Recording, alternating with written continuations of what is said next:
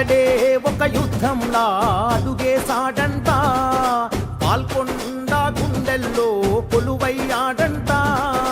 అతడే ఒక ఆకలి పేగుకు అన్నం మెతుకంట, అలుపన్నది లేనే లేని శ్రామికుడతడంట. తన తల్లి పాదాలకు వేల దండాడోరన్నా, తన రక్తాన్నే పేదల పక్షం నిలిపినడోరన్నా.